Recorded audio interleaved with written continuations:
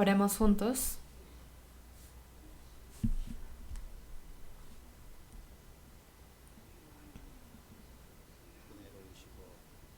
Dios Padre, Santo y Misericordioso, te damos gracias. Nos has salvado cuando vivíamos en medio de pecados. Nos has hecho hijos tuyos, santos, para que vivamos en santa comunión con los santos.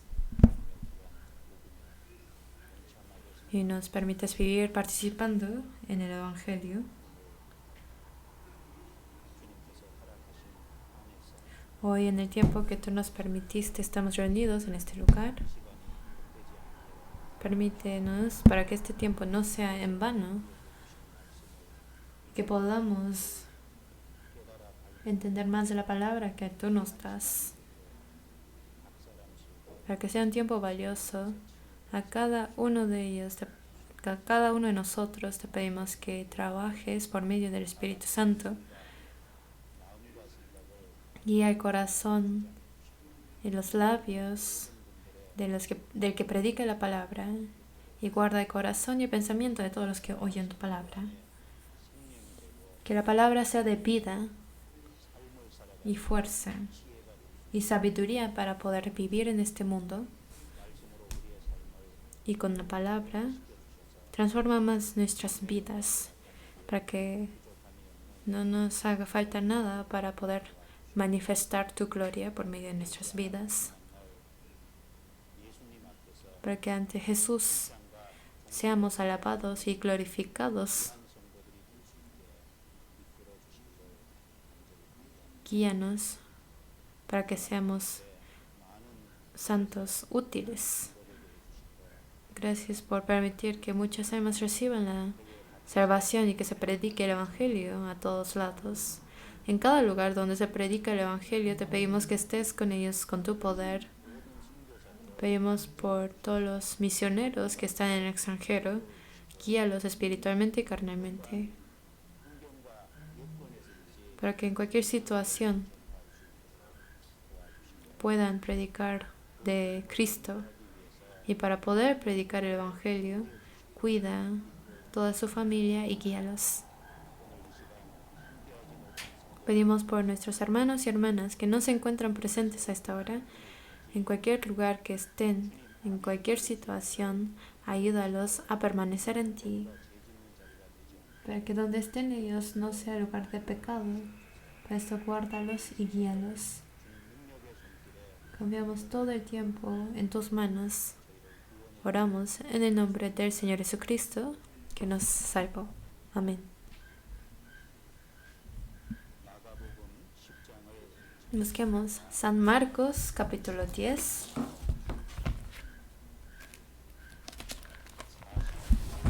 San Marcos 10, versículo 45. San Marcos 10,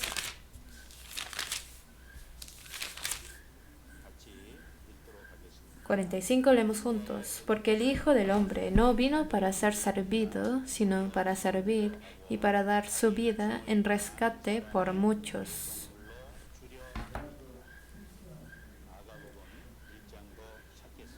También vamos a buscar San Marcos capítulo 1. San Marcos capítulo 1, versículo 1. 1, versículo 1. Leemos juntos. Principio del Evangelio de Jesucristo, Hijo de Dios. Versículo 15. 15 leemos juntos. Diciendo, el tiempo se ha cumplido y el reino de Dios se ha acercado. Arrepentíos y creed en el Evangelio.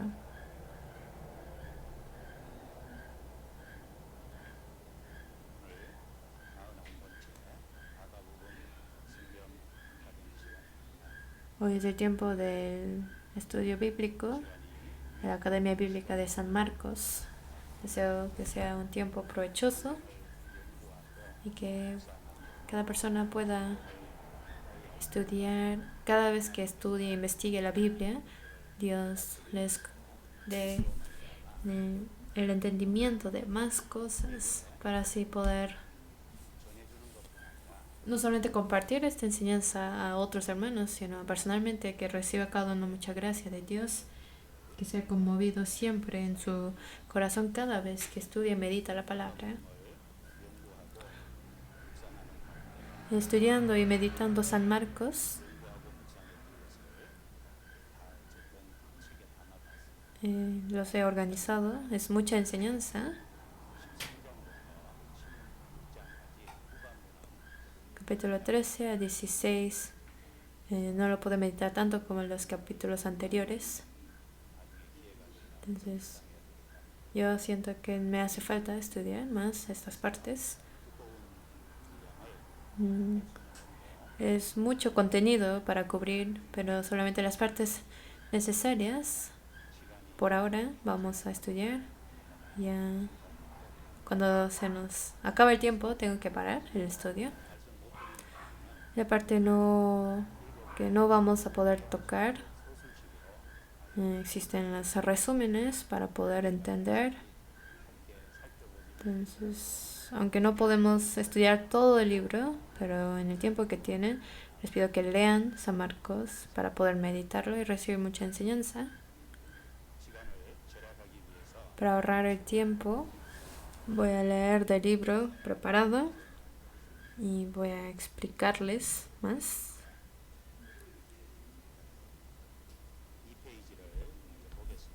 Primero vamos a ver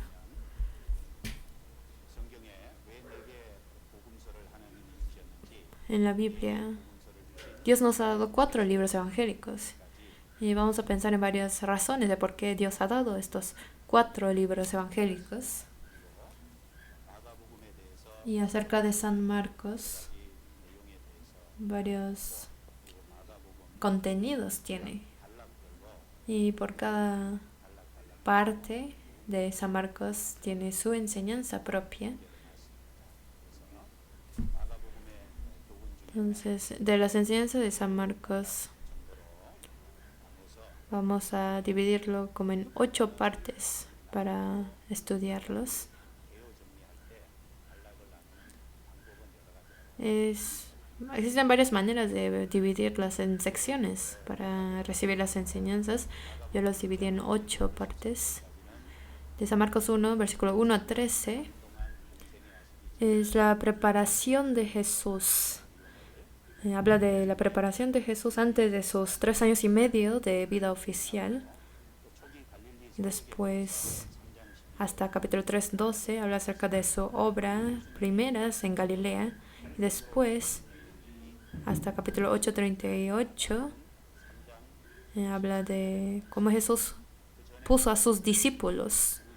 Ya desde antes había llamado a sus discípulos, pero cuando los puso públicamente, aparece en San Marcos 3:13, y desde ahí hasta capítulo 8 habla del entrenamiento del discípulo, de cómo Jesús puso a sus discípulos y entrenó a sus discípulos. Es otra parte. Luego hasta San Marcos 10:52 habla de lo que ocurrió en su viaje de Jesús hacia Jerusalén.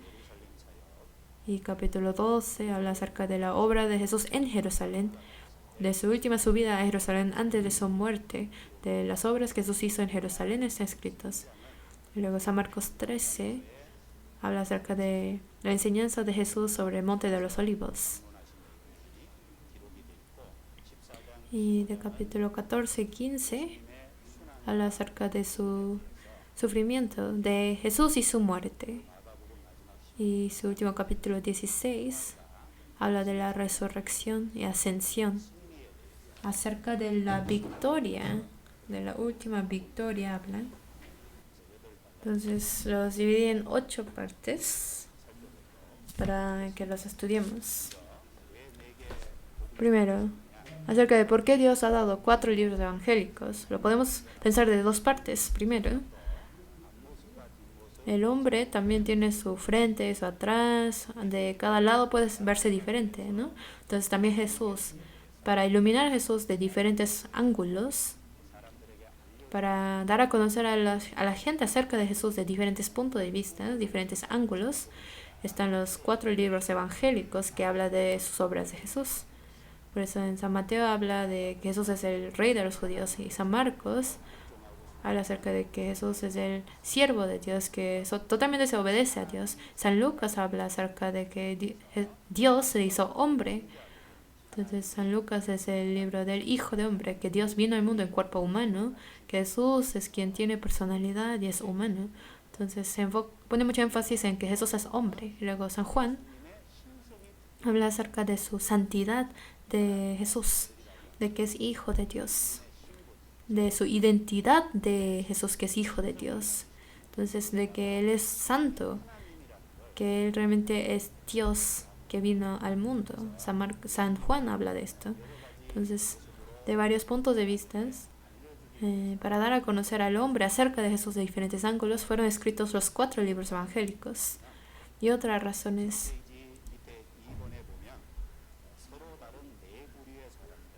Hay 4 tipos de diferentes personas. Cuando vino Jesús al mundo, había varios tipos de personas en el mundo. Primero eran los judíos y después eran los romanos. Luego existían, aunque ya pasó el tiempo de Grecia, pero todavía había gente acostumbrado a su literatura y costumbres de los griegos. Por eso, para poder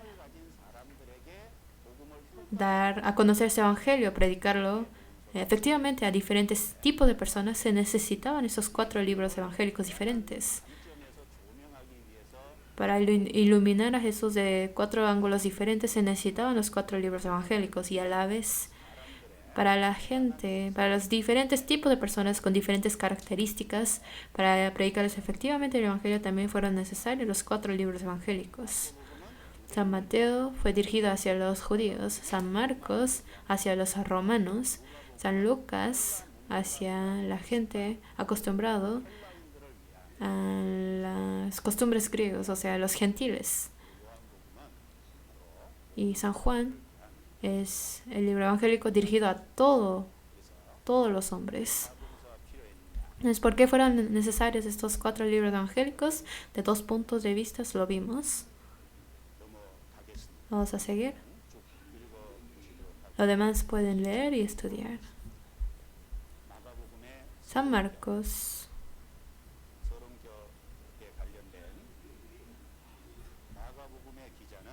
El que escribió San Marcos, dice San Marcos, ¿no?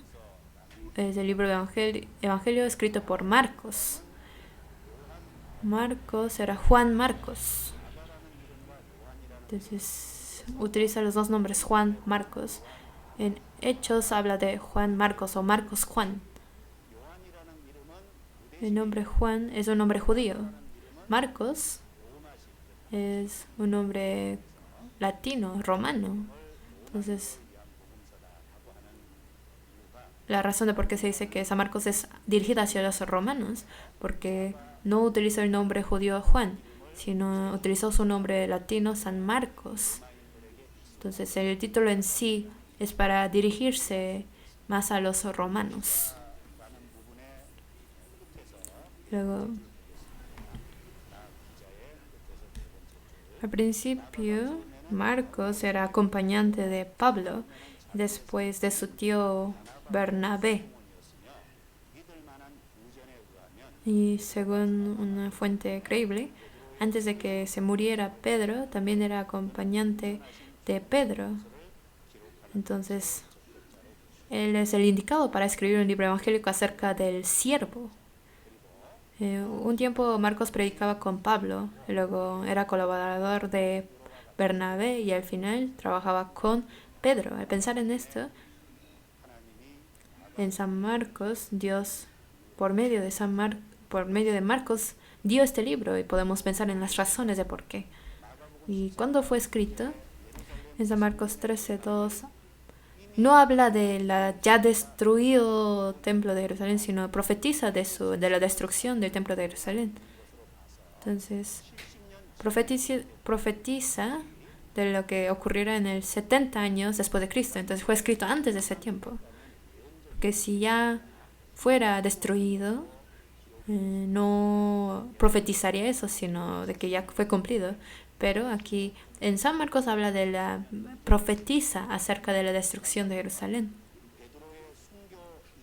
Entonces, no se puede saber exactamente si fue escrito antes o después del martirio de Pedro. El martirio de Pedro fue en el año 68 después de Cristo. Entonces podemos calcular que fue escrito entre 55 años o 68 años después de Cristo. Y luego, como habíamos dicho, en 8 partes dividí el libro de San Marcos. Y característica importante de San Marcos, ¿cuál será? El libro de San Marcos pone mucho énfasis en que es siervo, es el libro evangélico de siervo, especialmente acerca de que Jesús obedeció y se sujetó totalmente ante Dios, ante la voluntad de Dios. Por eso en San Marcos no habla acerca de su genealogía de Jesús, y acerca de muchas enseñanzas que vienen en San Mateo, no vienen en San Marcos. Y en San Mateo habla acerca de que Jesús reprendió a los religiosos judíos, como a los fariseos y escribas, pero casi la mayoría de esto fue excluido en San Marcos, porque de punto de vista de siervo fue escrito. Entonces, como siervo, su característica de ser siervo está más enfocado. Y San Marcos pone mucho énfasis en las manos. El siervo y su mano es muy importante. Su mano tiene que ser diligente y trabajar, ¿no? Entonces, en San Marcos pone mucho énfasis en la palabra mano. Y en San Marcos dice mucho la palabra y pronto y luego. Frecuentemente lo repite. 42 veces habla de eso, esa palabra. En San Mateo en 7 veces, en San Lucas una vez nada más. Entonces en comparación son muchas veces. El siervo es activo y no sabe cansarse y rápidamente trabaja. Eso es la característica de un siervo, ¿no? Entonces en San Marcos dice muchas veces muy pronto o luego o enseguida, como 42 veces dice estas palabras. A comparación de San Mateo y San Lucas, es mucho esta palabra, ¿no? Porque expresa a Jesús con su característica de que es siervo. Por eso vienen estas palabras, podemos pensar. Y San Marcos es corto. San Mateo tiene 28 capítulos, San Lucas tiene 24 capítulos, pero San Marcos tiene 16 capítulos. Es corto, ¿no? Pero aunque sea corto, no es ligero. Aunque sea corto, es el libro que más detalladamente habla acerca de algún acontecimiento. Por decir, tiene descripciones muy detalladas y gráficas. Por ejemplo, cuando Jesús fue tentado en el desierto. En otros libros evangélicos dice que Jesús fue tentado en el desierto, pero en San Marcos dice que Jesús estaba con las fieras en el desierto. Dice fieras. En otros libros evangélicos no dice fieras. Y en San Marcos 2 aparece acerca del paralítico. En San Mateo 9 también habla acerca del paralítico. Pero en San Mateo 9 solamente dice que 4 personas trajeron al paralítico ante Jesús. Solamente hasta ahí dice. Pero en San Marcos 2 habla acerca de que como había mucha gente, descubrieron el techo para bajar al paralítico. Solamente en San Marcos 2. Entonces más detalladamente habla acerca de los acontecimientos en San Marcos. Está más detallado y más gráfico. Y luego vienen registros registrados correctamente acerca del nombre, tiempo, número y lugar. Entonces es más detallado. Por ejemplo, en San Marcos 10 dice Bartimeo el ciego mendigo. Pero en San Mateo nada más dice que eran 2 ciegos. No habla de sus nombres. Pero en San Marcos 10 dice Bartimeo el ciego. Entonces, especialmente aquí relata acerca del nombre de Bartimeo. Entonces, del nombre, del tiempo exacto, del número exacto y del lugar exacto, estos registros detallados están escritos en San Marcos más claramente en comparación de otros libros. Y acerca de Marcos, el que escribió, vamos a pensar un poco. Marcos tenía el nombre judío Juan y el nombre latino Marcos. Tiene esos 2 nombres, ¿no? Entonces en Hechos 12 o 25 habla acerca de es Marcos, Juan, y así habla de 2 libros de él. Aposento de Marcos, han escuchado, ¿no? Entonces él tenía un gran aposento en Jerusalén. Es decir, que él tenía una familia con riqueza. Nació de una familia con riqueza. Luego él fue a Antioquía con Bernabé. Bernabé es su tío. Entonces, en Hechos 13, cuando enviaron a misioneros de Antioquía, él tomó parte en esta misión. Pero en Perge, lamentablemente, Marcos quizás se cansó del viaje, pero ante Dios su pasión de corazón quizás desapareció y ahí fracasa. Por eso había tomado parte en la misión, pero Marcos Juan vuelve y comete un gran error, ¿no? Por eso, por esta causa, en Hechos 15 podemos ver que en el segundo viaje evangélicos, Bernabé y Pablo discuten acerca de llevar a Marcos o no.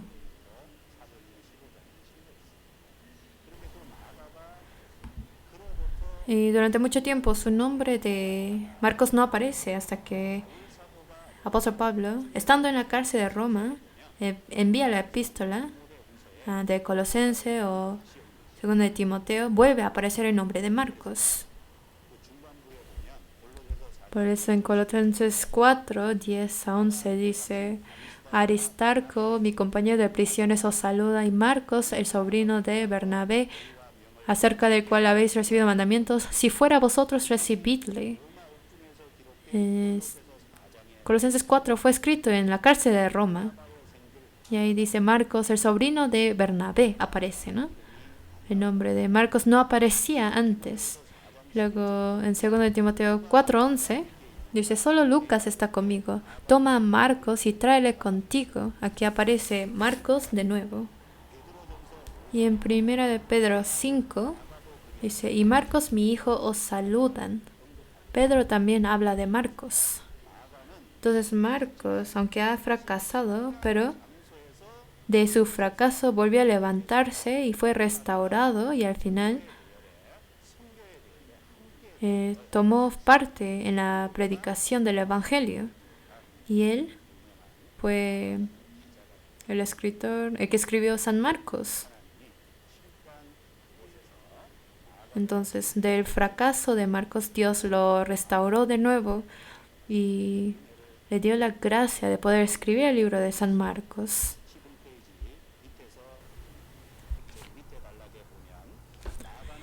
Después de su fracaso en Perge, ¿qué habrá hecho San Marcos? Según una historia de su vida, Marcos predicó en Egipto y hubo muchos creyentes y puso la primera iglesia de Alejandría. Al principio él fracasó, pero él se levantó de su fracaso y volvió a mirar al Señor y se restauró, y luego fue un mártir. Entonces, antes era un cobarde y tuvo fracaso, pero llegó a ser un mártir, ¿eh? Entonces fue una enseñanza para nosotros, que los que fueron utilizados por Dios no eran personas que no fracasaron ni una vez, sino eran los que se levantaron de su fracaso y mirando al Señor se avanzaron. No hay que arruinar la vida por el fracaso del pasado, sino nos despierta. Y el fracaso del pasado es lo que es el aguijón que me permite vivir más humildemente. Aunque antes he fracasado, no significa que hoy también voy a fracasar. Se puede restaurarse totalmente de su fracaso y ser utilizado hoy por el Señor y hasta llegar a ser mártires. Y si en el pasado hemos tenido algo amargo, el que tiene un pasado amargo nos despierta, nos hace saber que somos débiles y que no debemos ser soberbios. Eso puede ser una enseñanza para nosotros. Luego, las señales y las enseñanzas espirituales que nos dan las señales. En San Marcos vienen muchos milagros que Jesús ha hecho, pero no son simplemente milagros, sino son señales. Porque el milagro es algo supernatural, natural nada más. Pero lo que Jesús hizo no solamente es un milagro, sino ¿por qué se dice que es un señal? Porque no es milagro nada más para que sea un milagro, sino los milagros que Jesús hacía tenían algún significado, alguna enseñanza espiritual. Por eso todos los milagros que Jesús hizo son señales. son señales que hablan acerca de lo que ocurrirá a nuestras almas. Y muestra de que Jesús es Hijo de Dios, de que Él vino del cielo, Él es santo y de que Él es Dios mismo. Entonces son señales de prueba de que Jesús es Dios. Primero, eran señales de lo que ocurrirá a nuestras almas y otro es de que Jesús es Hijo de Dios, de que es Dios mismo, santo.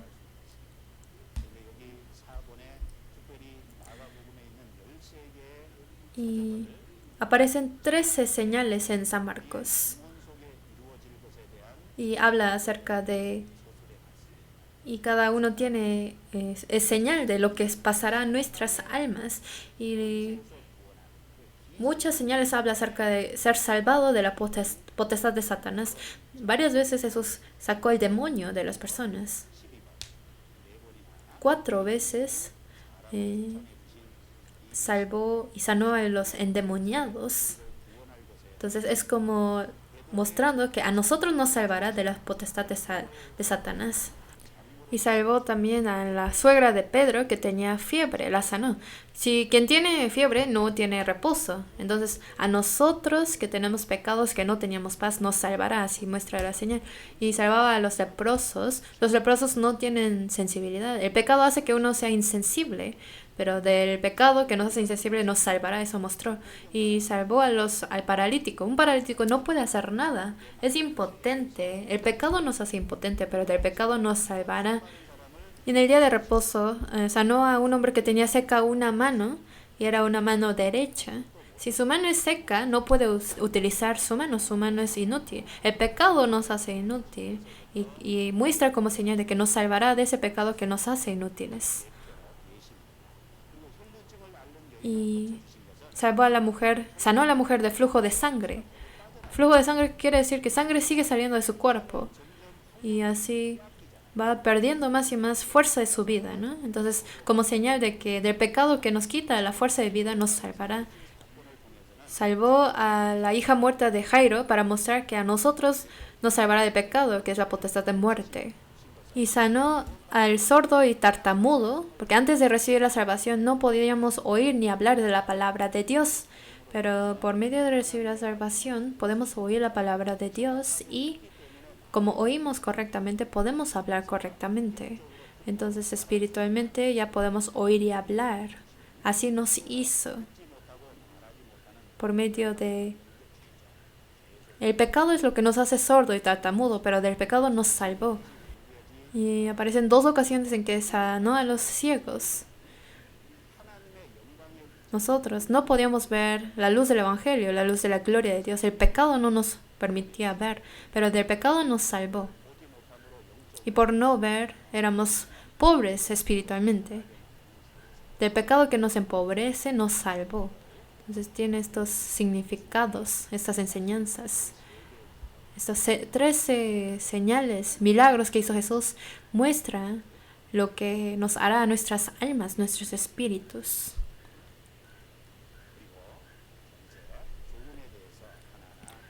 Vamos a pensar en cada enseñanza. Antes de comenzar, leemos 3 versículos. San Marcos 10:45, San Marcos 1:1 y San Marcos 1:15.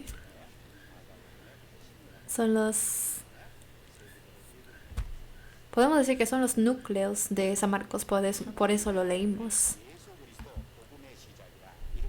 Empieza diciendo, principio del Evangelio de Jesucristo, Hijo de Dios. Así comienza el libro de San Marcos. La salvación. Al creer en Jesús es salvación. En el libro de Hechos, preguntan, ¿cómo seremos salvos? Dice, cree en Jesucristo y tú y tu casa serás salvo.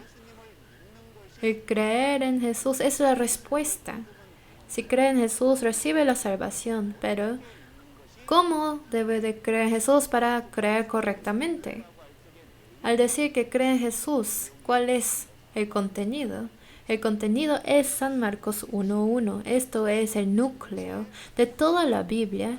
El núcleo de toda la Biblia explica en San Marcos 1:1 Y en los demás 16 capítulos lo explica, podemos decir. San Marcos 1:1 es el mensaje núcleo que quiere decir todo el libro de San Marcos y toda la Biblia. ¿Cómo hay que creer en Jesús para creer correctamente? Habla del contenido de la fe. Primero, dice que Jesucristo es el Hijo de Dios. Dijo, Jesucristo, Hijo de Dios. Jesucristo. Principio del Evangelio de Jesucristo. ¿Cómo hay que creer en Jesús para creer correctamente? Creer en Jesús como Hijo de Dios y como Cristo es creer correctamente. ¿Qué es decir que es Hijo de Dios? Que Jesús tiene la santidad que viene del cielo. De que, en otras palabras, que Jesús es Dios mismo. En otras palabras, ¿cuál es su identidad de Jesús? Hay que tener fe en eso. Dice Jesucristo, Hijo de Dios, habla de la identidad de Jesús. Al creer en Jesús, en el contenido de lo que creemos en Jesús, su identidad es importante, de que Él es Hijo de Dios, que Él es quien tiene santidad y Él es Dios mismo. Y otra cosa, Cristo, en otras palabras, es Salvador. Porque Dios se hizo hombre. Para hacerse nuestro Salvador se hizo hombre. En otras palabras, lo que hizo, ¿no?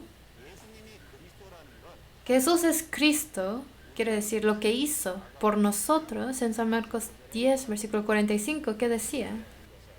El Hijo del Hombre no vino para ser servido, sino para servir y para dar su vida en rescate por muchos. Que el Hijo de Dios, ¿por qué se hizo hombre? Para servir vino. ¿Servir qué quiere decir?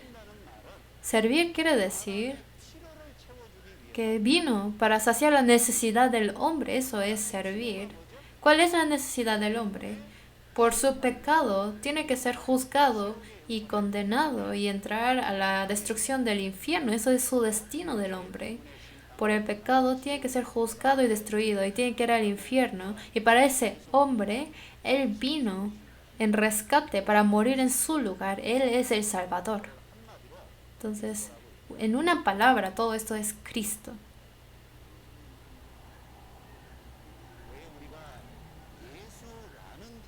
¿Por qué el nombre de Jesús significa salvación?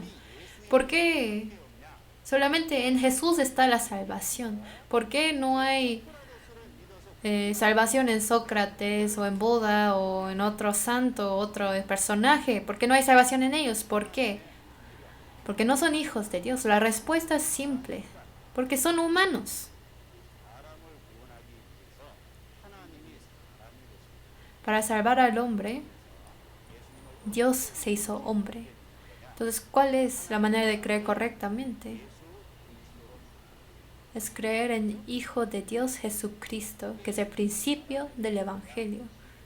Esto es la noticia más grande y más buena para el hombre, que el Hijo de Dios Jesucristo se hizo nuestro Cristo, y que Él es Dios, se hizo mi Salvador.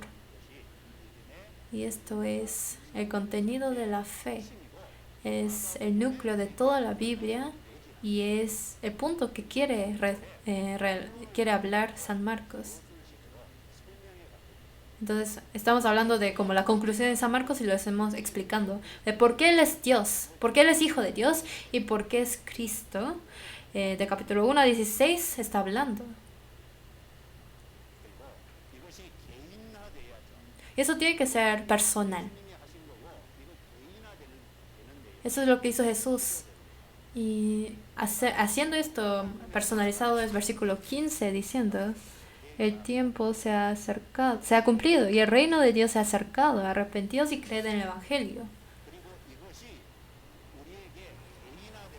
Y para que esto sea personalizado para cada uno, hay que arrepentirse y creer en el Evangelio. El Evangelio está explicado en capítulo 1, versículo 1. Hijo de Dios, el que es Dios mismo, ¿por qué se hizo Cristo? Para salvarnos, se hizo así. Pero el hombre, para recibir esto personalmente, tiene que arrepentirse y creer. Esto es personalizar esto. ¿Qué es el arrepentimiento? Para poder arrepentirse, pero primero tiene que saber que Dios realmente existe. Saber cómo es Dios. Y saber que uno es pecador ante Dios. Es cuando uno sabe que se ha apartado de Dios y que su destino es el infierno. Y al comprender eso es cuando puede arrepentirse. Arrepentirse y aceptar a Jesucristo personalmente como su Salvador. Eso es su salvación. Y así puede asegurar su fe. Pero muchas personas, sin arrepentirse,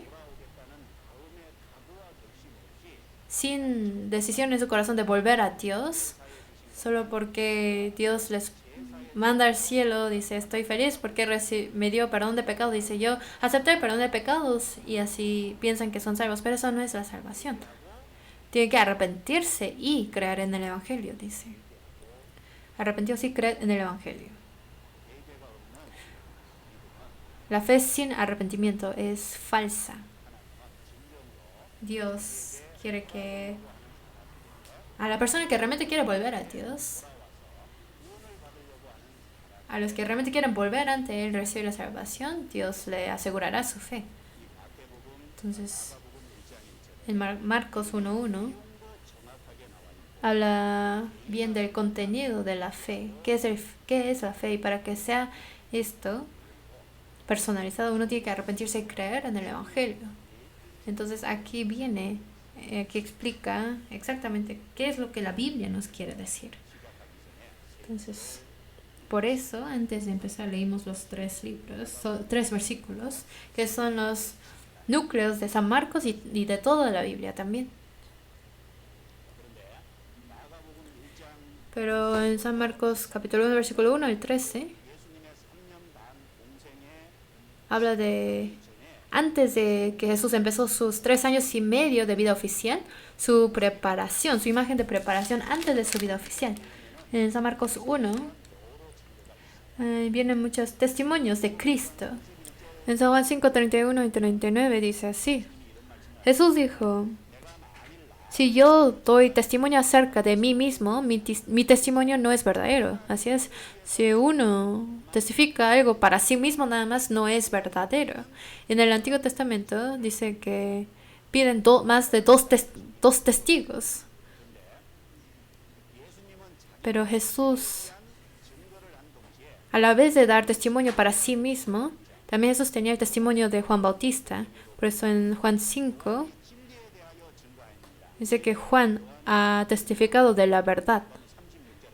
En San Juan 5:36 dice, mas yo tengo mayor testimonio que el de Juan, porque las obras que el Padre me dio para que cumpliese, las mismas obras que yo hago, dan testimonio de mí que el Padre me ha enviado.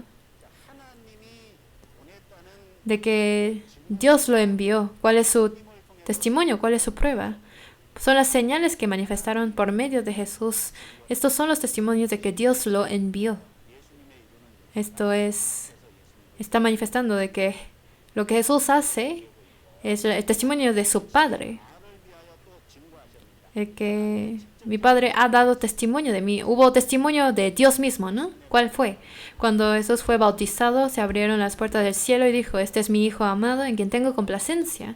Eso fue su testimonio directo de Dios. Y dijo, estos son los que dan testimonio de mí. En versículo 39, que dice, tiene Jesús testimonio del Antiguo Testamento también. Entonces San Juan 5 está diciendo de que fuera del testimonio que Jesús dio de sí mismo y de otros que dieron testimonio de él, en San Marcos 1 también vienen varios testimonios de Jesucristo. Primero es el testimonio de Marcos. ¿Qué dijo Marcos? Principio del Evangelio de Jesucristo, Hijo de Dios. Esto fue su testimonio. Luego en versículo 2 Dice, como está escrito en Isaías el profeta, está el testimonio de Isaías, que tiene testimonio del Antiguo Testamento. Y 1, versículos 7 al 8, dice que tiene testimonio de Juan Bautista. Juan Bautista que testificó. Dice, y predicaba diciendo, viene tras mí el que es más poderoso que yo. Él os bautizará con Espíritu Santo. Entonces, eso fue su testimonio seguro de Juan Bautista. Viene tras mí el que es más poderoso que yo. Y es quien nos bautizará con Espíritu Santo. Aquí hay otro testimonio seguro. Y después de que fue bautizado y subió del agua, estuvo su mismo testimonio de Dios.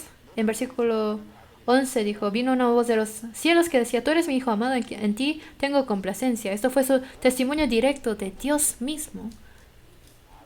Y luego en todo el libro de San Marcos, por medio de las obras de Jesús, da testimonio de sí mismo. Entonces el libro de San Marcos son testimonios de varios testigos hacia Jesús. Está el testimonio de Marcos, está el Isaías profeta del Antiguo Testamento, tiene el testimonio de Juan Bautista y tiene su testimonio de Dios mismo. Entonces, ¿cómo es?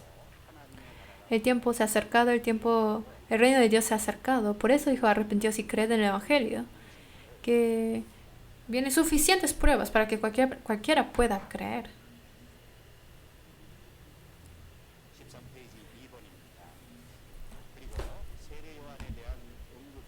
Y luego acerca de Juan Bautista. Juan Bautista mostró el ejemplo como el que da testimonio de Jesús. Como profeta que fue enviado antes de Jesús, Juan Bautista preparó a la gente para que puedan aceptar a Jesús. Hoy en día también el mismo trabajo tienen las personas salvas. Lo que trabaja dentro de cada uno es el Espíritu Santo, pero el que predica el Evangelio se prepara para que el Espíritu Santo pueda trabajar. Y entonces Juan Bautista es el buen ejemplo para todos los cristianos de hoy en día. Así es. ¿Cuál es el papel de Juan Bautista? Es preparar a la gente para que puedan aceptar a Jesús. Esto fue su trabajo de Juan Bautista. Hoy en día, ¿cuál es el trabajo de los cristianos? Que dentro de cada persona, que hace que uno comprenda, es el Espíritu Santo, pero antes de que trabaje el Espíritu Santo, para que uno pueda aceptar el trabajo del Espíritu Santo, los cristianos preparan a esas personas. Entonces, en ese aspecto, lo que hacen los cristianos salvos es lo mismo que hacía Juan Bautista. Juan Bautista tenía un llamamiento. ¿Cuál era? De preparar a las personas para que acepten a Jesús, para preparar el camino del Señor fue llamado. Y el llamamiento de Juan Bautista es el llamamiento de los cristianos salvos de hoy en día. ¿Cuál era su mensaje núcleo de Juan Bautista? Primero, daba bautizo de arrepentimiento. Era primero arrepentimiento. Y segundo, dijo, he aquí el Cordero de Dios que quita el pecado del mundo. Segundo fue testificar a Cristo. Y luego, tercero, era dar frutos dignos de arrepentimiento. Esto era su núcleo del mensaje de Juan Bautista, que es el arrepentimiento y testificar a Cristo para que tengan la fe en Cristo y si han creído, que den los frutos dignos de su fe. Esto eran sus 3 testimonios de Juan Bautista. Pero hoy en día esto es lo que los cristianos tienen que clamar, estas 3 cosas hacia la gente que no creen, que se arrepientan y testificar a Cristo para que crean. Y otra cosa es que si han creído, dar frutos dignos de arrepentimiento. Esto es el mensaje que los cristianos de hoy tienen que clamar y tienen que examinarse a sí mismo, que si conforme a este orden uno está bien. Es examinar a sí mismo, que tenga estas 3 cosas. Si uno realmente se arrepintió, cree en Cristo, y si realmente ha creído en Cristo, debe dar los frutos correctos conforme a su fe. Entonces, así eran los mensajes nucleares de Juan Bautista. Y Juan Bautista llevó una vida de humillar a sí mismo y exaltar al Señor. En San Marcos 1:7 dice, y predicaba diciendo, viene tras mí el que es más poderoso que yo, a quien no soy digno de desatar encorvado la correa de su calzado. La correa de su calzado es la agujeta del calzado. El desatar la correa del calzado y lavar los pies era trabajo del siervo o del esclavo.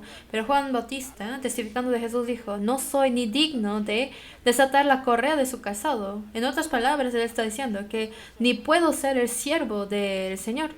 Está humillándose totalmente ante Jesús. En San Juan, él dijo, es necesario que él crezca y yo mengüe. Entonces Juan Bautista se humilló totalmente ante el Señor y llevó una vida de exaltar a Jesucristo. Y esto es lo que hoy en día debe de ser la vida de los cristianos. Juan Bautista tenía gozo en ser el mediador de entre los hombres y Jesús. En San Juan 3:29 dijo, el que tiene la esposa es el esposo, mas el amigo del esposo que está a su lado y le oye, se goza grandemente de la voz del esposo. Así pues, mi gozo está cumplido. El esposo es Jesús, que toma la esposa, que toma el hombre es el esposo, no Juan Bautista, sino el esposo es Jesús. Y las personas que reciban la salvación son la esposa. Y el que toma la esposa es Jesús. Pero Juan Bautista dijo que es el amigo del esposo. Entonces, al ver al esposo que toma a la esposa, al escuchar su voz de su esposo, el amigo se goza grandemente. Y dijo, este es mi gozo, está cumplido. El cristiano hoy en día es el mediador, que por medio de mí otra persona recibe la salvación, por medio de mí otra persona se acerca a Cristo y Cristo salva a esta persona. Que salve a esta persona es tomarla como esposa. Entonces, al mirar que recibe la salvación, el cristiano siente el gozo más grande en esta tierra. Y esto era el gozo que sentía Juan Bautista y el gozo que los cristianos de hoy en día pueden sentir. Y Juan Bautista, para cumplir su llamamiento, llevó una vida sencilla y simple. En Marcos 1:4-6 dice que bautizaba a Juan en el desierto. En el desierto estaba. ¿El desierto qué es? El desierto no es un destino. Saliendo de Egipto, pasaron por el desierto y llegaron a la tierra de Canaán. Y que está en desierto muestra la imagen de peregrino. Y él sabía exactamente que era un peregrino y cuál era el propósito de su vida. Nosotros también. Nuestra vida en la tierra es vida en el desierto, es vida de peregrino. Tenemos que estar conscientes de esto, que nuestro destino es otro lugar. Y Juan Bautista, ¿qué ropa tenía puesta? Dice que estaba vestido de pelo de camello y tenía un cinto de cuero. Esto era el vestuario de una persona normal. Y entonces era un vestuario simple y comía langostas y miel silvestre. Y miel silvestre es miel natural. Hoy en día miel es muy caro, ¿no? Pero antes, en ese tiempo, miel era lo que comían los pobres, la gente normal. Entonces comía langosta y miel silvestre. Se vestía de manera común y comía comida común y así vivía. Pero Juan Bautista había nacido de una familia de sacerdotes, de los saduceos. Los sacerdotes eran saduceos y ellos recibían grandes privilegios y vivían de una manera lujosa. Pero Juan Bautista dejó todo esto atrás. Y aunque pudo ser sacerdote, vino al desierto y se vestía de manera común y comía como la gente común. Y así clamaba acerca de Jesucristo, diciendo, he aquí el Cordero de Dios que quita el pecado del mundo. Esto muestra una vida muy simple. Moisés tenía un gran suerte que tuvo, pero lo desechó. ¿Por qué? ¿Por qué? Para salvar al pueblo de Israel de Egipto, él desechó la suerte de ser el hijo de la hija de Faraón. Esta gran suerte de su vida lo desechó. Y es lo mismo. Nosotros también en este mundo, para predicar el Evangelio, si tenemos cosas importunos o excesivos que es demasiado para nosotros, hay que dejarlo. Necesitamos llevar vidas sencillas.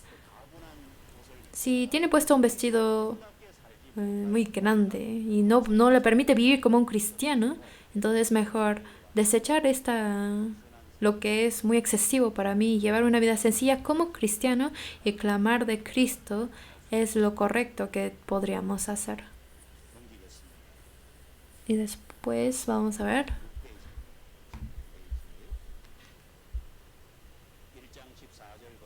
Capítulo 1, versículo 14 a capítulo 3, versículo 12.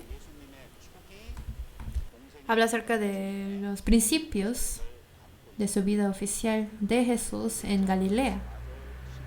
Capítulo 1, versículo 14 y 15 vamos a leer juntos. Después que Juan fue encarcelado, Jesús vino a Galilea predicando el evangelio del reino de Dios, diciendo: el tiempo se ha cumplido y el reino de Dios se ha acercado.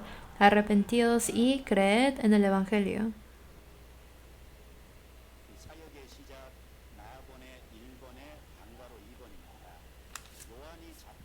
Cuando Juan fue encarcelado, Jesús vino a Galilea a predicar el evangelio. Quiere decir que Juan Bautista, como el último profeta del Antiguo Testamento, ya sale del escenario y aparece Jesús.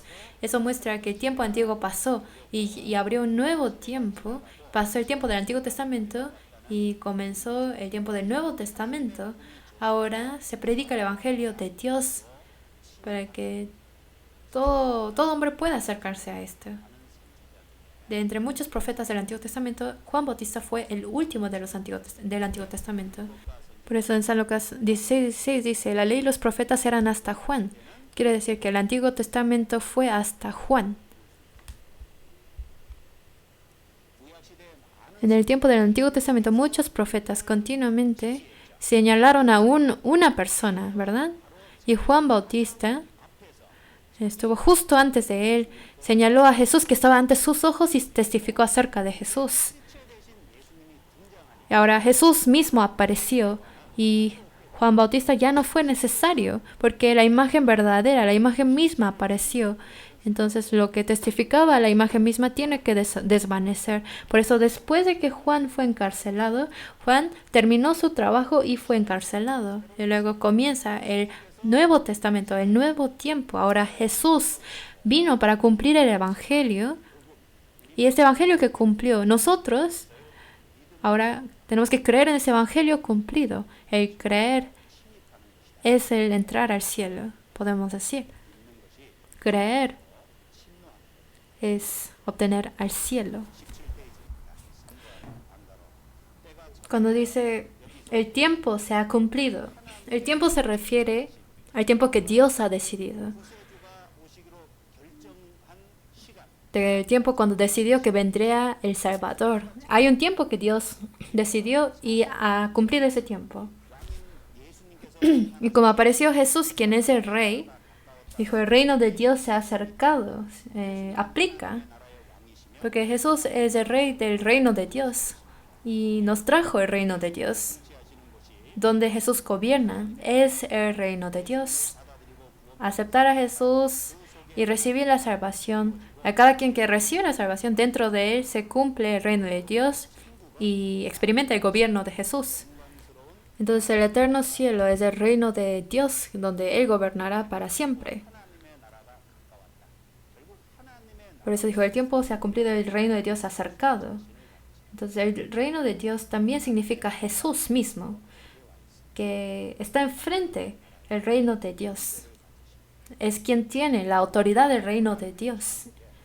Y es quien tiene la soberanía del eterno cielo. Por eso Él puede decir que es el reino de Dios. Entonces ahora los hombres, para poder entrar en el reino de Dios, tienen que arrepentirse y creer en Jesús. No hay otra manera. Entonces el hombre tiene que arrepentirse y tener la fe. El que se apartó de Dios tiene que volver a Dios y recibir a Jesús como su Salvador. Hoy en día la gente, sin tener arrepentimiento de volver a Dios, solamente les gusta la idea de que Jesús es su Salvador, pero no hay un verdadero arrepentimiento. Y obviamente uno tiene que recibir la salvación para que tenga un verdadero arrepentimiento. Entonces tiene que arrepentirse y volver para recibir el perdón de los pecados. No hay que malentender esta parte. Uno puede malentender esta parte, esta palabra. El creer que Jesús le perdonó el pecado es salvación. Suena correcto, pero no es exactamente correcto. Aceptar a Jesús, quien ha perdonado su pecado, es la salvación. ¿Entendieron? Recibir a Jesús en su vida, quien ha perdonado sus pecados. Pero, si nada más con la cabeza sabe acerca del perdón de pecados sin arrepentimiento, no aceptó a Jesús, sino nada más le gusta el regalo. Pero hay que aceptar a Jesús en su vida, quien ha perdonado su pecado. Esto es la manera correcta de decirlo. Sin arrepentimiento, si solo uno quiere recibir el regalo, esto puede recibir algo falso. Por eso es necesario que se arrepienta y creer en el Evangelio. El Evangelio en sí es Jesús. Entonces, ante Jesús, entender qué tan miserable es la vida apartado de Dios y arrepentirse. Y aceptar a Jesucristo en su vida. Obviamente, Jesucristo es el Hijo de Dios y es aceptarlo como Cristo.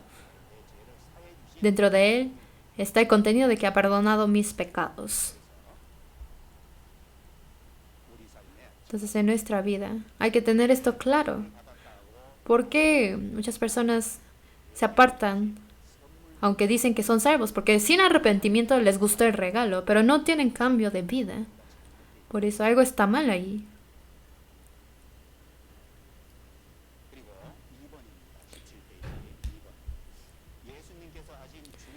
Hay dos trabajos importantes que Jesús hizo. Uno aparece en versículo 14 y 15, el otro de versículo 16 al 20. Dos trabajos importantes que hizo Jesús, ¿cuáles son? Primero, dijo, el tiempo se ha cumplido y el reino de Dios se ha acercado, arrepentíos y creed en el Evangelio. Él predicó el Evangelio. Y otra cosa que fue, versículo 16 al 20, habla acerca de que Jesús llamó a sus discípulos y entrena a sus discípulos. Entonces, hay dos trabajos que hoy en día tenemos que hacer, que es predicar el Evangelio para que la gente sean salvos, edificar a esas personas salvas. Son las dos cosas importantes que hacemos. Dos trabajos hizo Jesús. Pero estos trabajos son las dos cosas que nosotros tenemos que hacer. Y nos lo enseña de esta manera.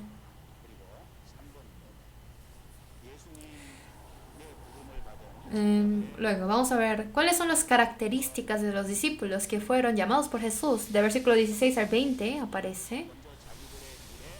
Primero eran hombres fieles en su trabajo y fueron llamados en su sitio de trabajo. Pedro y Andrés estaban echando la red donde estaban trabajando. Luego Jacobo y Juan estaban remendando sus redes. O sea, cada quien estaba trabajando en su sitio de trabajo, fue llamado. Entonces, hoy en día el trabajador, Dios lo llama en su sitio de trabajo. No, Dios no llama a alguien que no está haciendo nada. También dentro de la iglesia, para poner a los servidores, a cualquier persona que se le pone algún cargo, es llamar a alguien que tiene su trabajo. Esto es como el requisito. Dicen algunos, ¿por qué no le pone a esa persona a hacer algo? Porque no hace nada. Pero no sirve así, no es así. Sino uno debe de tener la fe de poder dejar lo que está haciendo para venir a hacer ese trabajo, para tener esta fe para poder lograr hacer este trabajo. Pero si se llama a una persona que no está haciendo nada de todos modos, no podrá aguantar el nuevo trabajo. Entonces una persona que ya tiene trabajo puede aguantar otro trabajo. Y ya tiene su ocupación. Y para dejar esa ocupación, para entrar a la iglesia, para ser predicador o cualquier trabajador de la iglesia, tiene que dejar lo que ya estaba haciendo. Y necesita fe para poder dejar eso. Y el que pasó por esta prueba es quien puede venir, entrar a la iglesia a trabajar como predicador para poder aguantar su trabajo. Pero el que no hace nada de por sí, no tiene que rendir a nada, no tiene que desechar nada, ¿verdad? y nada más fácilmente entra. Y entonces cuando viene alguna dificultad, no lo podrá superar.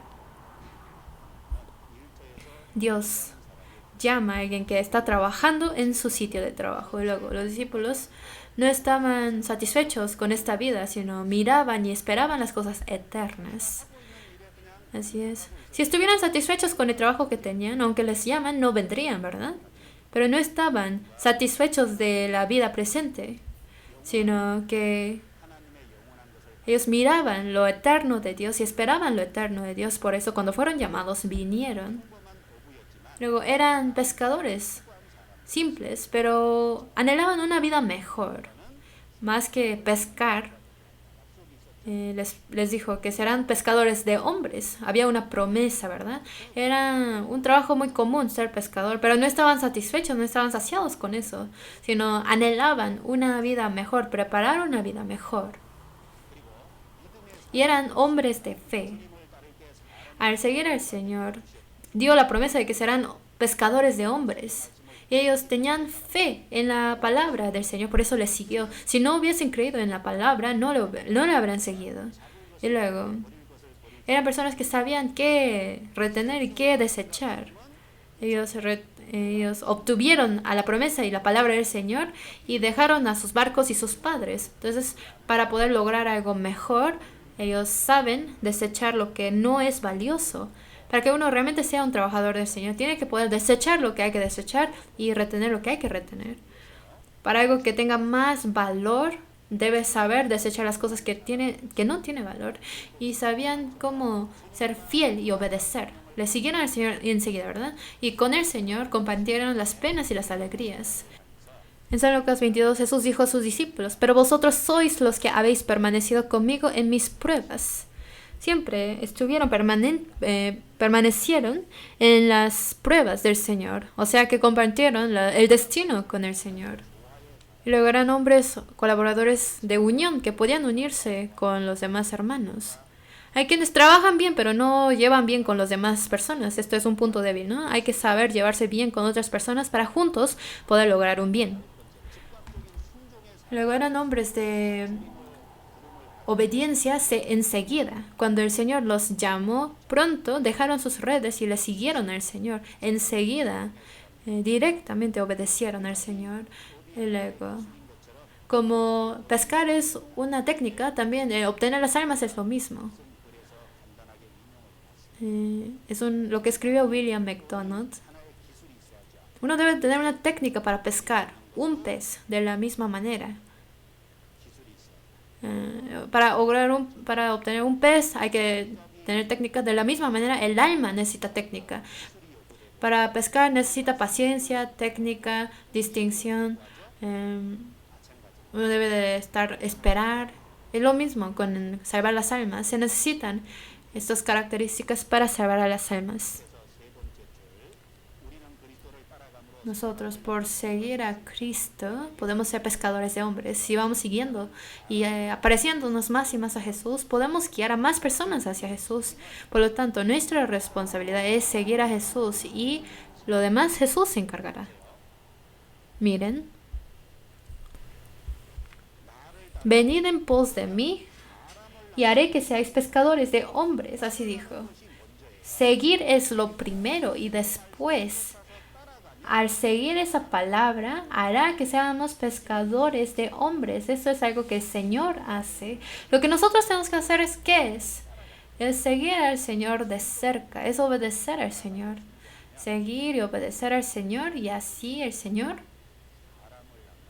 llegará el tiempo en que nos hará pescadores de hombres, pescadores de almas, y así lo podremos encontrar en nuestras vidas.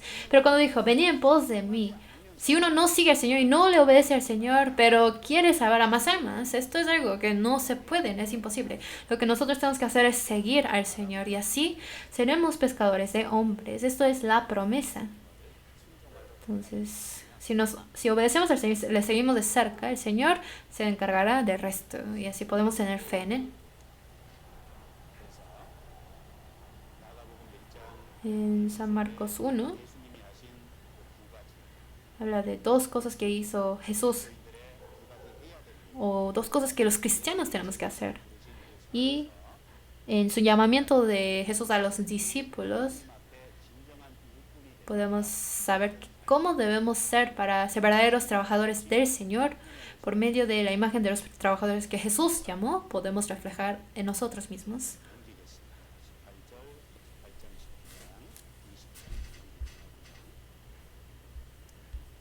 Vamos a seguir. Habla acerca de cuando echó fuera el demonio, cuando sanó a la suegra de Pedro.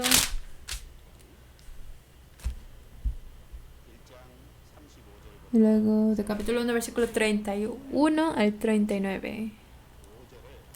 Versículo 35 leemos juntos. Levantándose muy de mañana, siendo aún muy oscuro, salió y se fue a un lugar desierto y ahí oraba.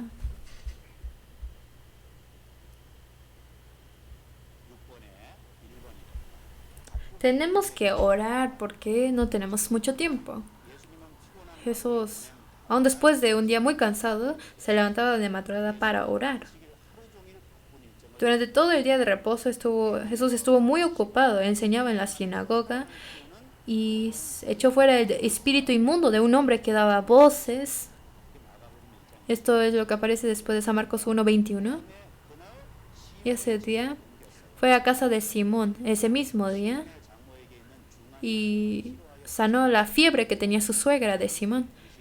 En San Marcos 1:29 en adelante habla de eso. Y luego cuando al ponerse el sol, desde que se puso el sol hasta luego, sanó a muchos enfermos. En versículo 29 dice: al salir de la sinagoga vinieron a casa de Simón y Andrés con Jacobo y Juan.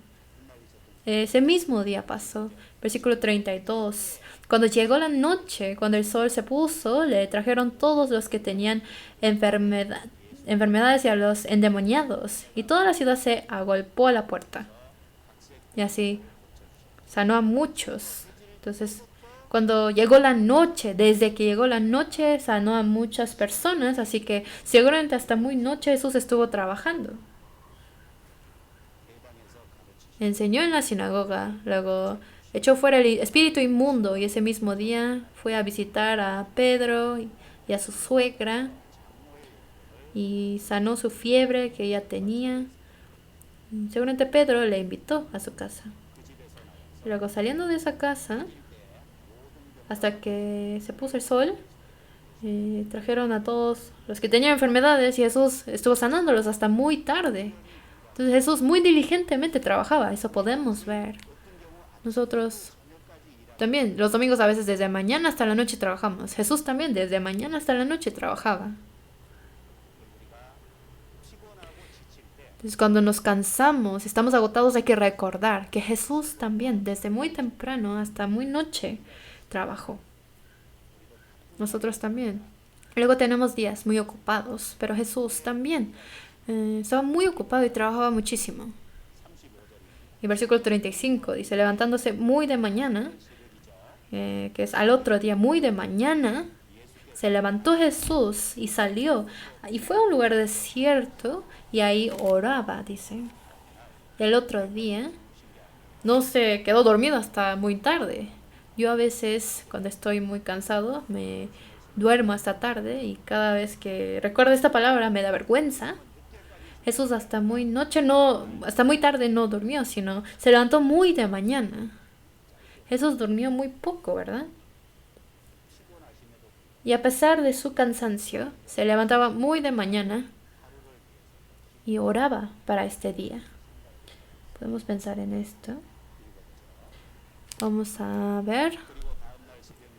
Al otro día, muy de mañana, se fue a un lugar desierto a orar. Cuando nosotros hacemos mucho trabajo, al otro día queremos descansar, ¿no? Pero Jesús tenía el gozo de la comunión con su Padre. Por lo tanto, orando y estando con Dios. Ese tiempo de oración no era como un deber, sino fue un privilegio y reposo para Él. Eso fue un reposo para su corazón. Si esto fuera un trabajo para Él sería difícil. Pero aunque estuviera cansado, pero el tiempo de oración en la mañana se tiene que sentir como un privilegio y como un tiempo de reposo y gozo con Dios. Al tener ese tipo de corazón es cuando, aún en medio de mucho trabajo, podemos orar. Aún en medio de mucho cansancio, podemos orar. W. Tozer dijo, era el profeta del siglo XXI, fue llamado. Así dijo. Él predicaba el evangelio exacto y trataba de descubrir lo que era falso. Él también dijo, el error más común que un cristiano diligente puede cometer es dejar de tener comunión con Dios por estar muy ocupado en el trabajo de Dios. Martín Lutero dijo, yo he estado muy ocupado, tengo que orar más. Mientras uno esté más y más ocupado, tiene que orar más y más. En la imagen de Jesús podemos ver qué ejemplo debemos seguir. Luego Jesús para su trabajo oraba. Nosotros también. Para el trabajo de cada día tenemos que abrir nuestros oídos hacia Dios. Jesús oraba para las obras y la guía de ese día. Así oraba y tenía comunión con Dios. Entonces nosotros cuanto más necesitamos tener ese tiempo, ¿no? Si queremos que más obra sea manifestada por medio de nosotros, tenemos que pasar más tiempo con el Señor. Luego, hay que preparar el tiempo más ideal y el lugar más ideal para encontrarse con el Señor. Jesús se levantaba muy de mañana porque todo el día estuvo muy ocupado. Estaba entre la multitud.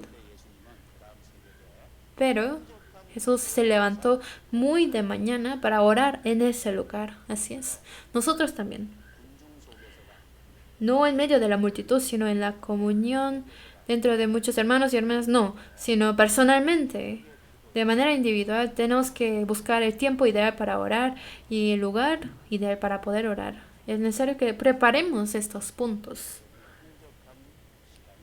¿Cuándo es el tiempo en que están más tranquilos? El lugar más tranquilo, donde ustedes solos, en silencio, pueden enfrentar a Dios. Ese lugar es necesario.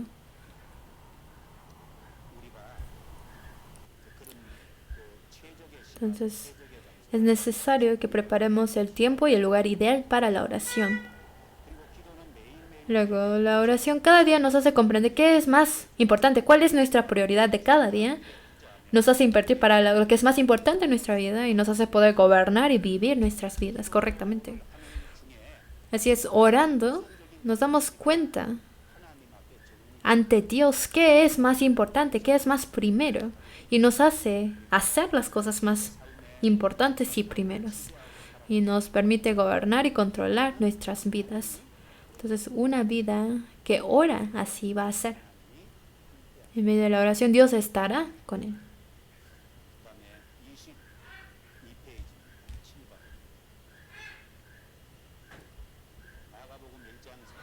En San Marcos 1, versículo 40 a 45, aparece que Jesús sana a un leproso. Y en este contenido, en San Marcos 1, 40, vamos a ver la oración del leproso. Versículo 40, leemos juntos.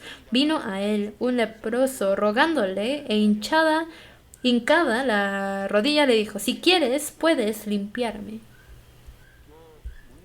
Aquí la oración del leproso a Jesús puede ser el ejemplo, la muestra de la oración. ¿Cómo oró? Primero dijo, hincada la rodilla. Es una oración con temor. En mi oración, la postura de mi oración, quizás puede ser cómodo, pero por dentro uno debe de temer a Dios, ¿verdad? En mi corazón debo de tener temor hacia Dios. Es necesario tener temor hacia Dios en mi oración. Está hincada la rodilla. En su postura muestra su temor hacia Dios. Es una oración que teme a Dios y luego le rogó. Es una oración con mucho favor, con ruego. Entonces, más anhelante que la petición sería el ruego, ¿verdad? Entonces, rogándole, dice. Digo, si quieres, puedes limpiarme. Si tú quieres. Sabiendo, él reconoció suficientemente que el Señor tiene poder, pero el Señor tiene que querer. Por eso dijo, si quieres. Si el Señor quiere decir que es una oración obediente y humilde. Puedes limpiarme. Es una oración de fe. Si tú quieres, tú puedes. Tú puedes limpiarme.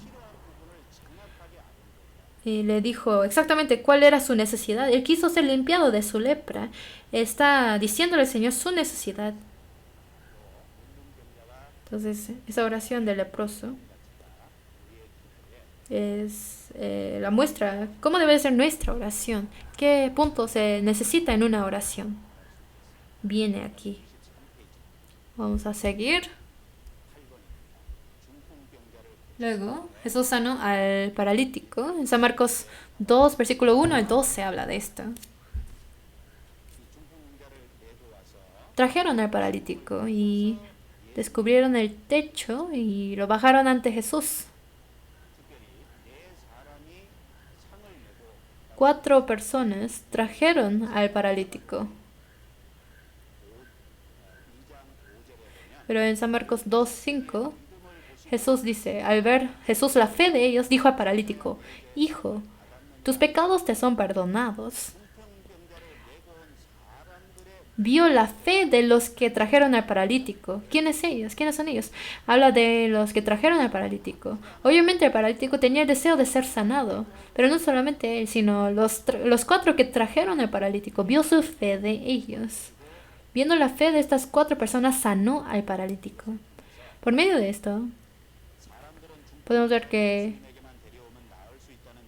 ellos tenían la fe de que si trajeran al paralítico, Jesús sanaría al paralítico. Jesús, al mirar su fe, perdonó su pecado y sanó su enfermedad. Hoy en día también, con fe, si guiamos a las personas ante Dios, será manifestado la obra del Señor. El Señor, cuando juzgó a Sodoma y Gomorra, pensó en Abraham y salvó a Lot. Entonces, la fe de los que confían en el Señor es el camino de la bendición para otras personas también.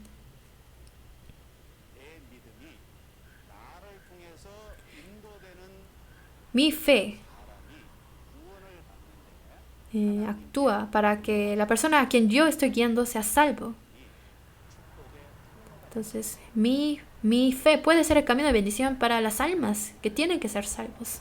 Entonces, viendo la fe de ellos, dijo, por Abraham pensó en Lot. De la misma manera, Jesús aquí pensó en el paralítico, pero también pensó en la fe de los que trajeron al paralítico. Viendo la fe de ellos, dijo, Hijo, tus pecados te son perdonados. Así sanó al paralítico.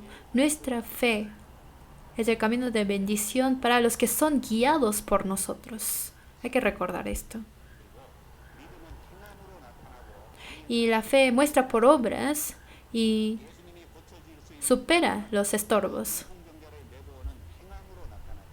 La fe en Jesús se manifestó por medio de traer al paralítico, ¿verdad? No solamente dijeron, espero que lo sane, sino lo trajeron. Y trajeron al paralítico, vieron que había demasiada gente y no podían acercarse a Jesús. ¿Cuál era el estorbo? Era la multitud de la gente, era el estorbo. Si uno tiene fe, no se da por vencido aunque hayan estorbos. No se dieron por vencidos, sino se subieron al techo y descubrieron el techo. Entonces seguramente la gente les dijeron mal de cosas, pero no se dejaron afectar por los comentarios de la gente, sino su idea de que van a bajar al paralítico ante Jesús, por eso descubrieron el techo. A pesar de los malos comentarios que recibieron, ellos bajaron al paralítico. Su fe se manifestó por obras, ¿verdad? De la misma manera, si realmente nosotros somos salvos y tenemos la fe de ser salvos, entonces para salvar a otras almas, aunque hayan estorbos, pueden haber estorbos, pero si uno tiene fe, no se da por vencido porque hay estorbos, ¿verdad? Aunque haya persecución de la gente, aunque haya burla de la gente, señalados por la gente, pero estos estorbos se pueden superar si uno tiene la fe. Pero ¿por qué uno se sienta y se da por vencido? Porque no tiene fe. La fe se manifiesta por obras y la fe hace que uno supere los estorbos. Luego Jesús, en lugar de llenar las necesidades carnales, sino llenó lo que más era necesario, que eran las necesidades espirituales. Le dijo, tus pecados te son perdonados. Quizás es algo que el paralítico no esperaba, pero Jesús, más que sanar su enfermedad del paralítico, sabía que él necesitaba más el perdón de los pecados. La causa de todas las enfermedades del mundo fue el pecado mismo, y Jesús más que los síntomas, pensó que la causa era más importante. Nosotros también sabemos cuáles son las necesidades espirituales de la gente ante nosotros. Vino el paralítico y lo que era visible ahora era su enfermedad del paralítico. Pero Jesús, ¿qué le dijo al paralítico? Le dijo, hijo, tus pecados te son perdonados.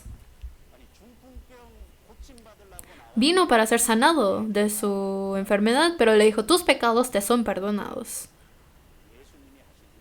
Entonces esto fue la obra de Jesús. Más que su enfermedad del paralítico, sabía Jesús que más importante, más necesario para él era el perdón de sus pecados.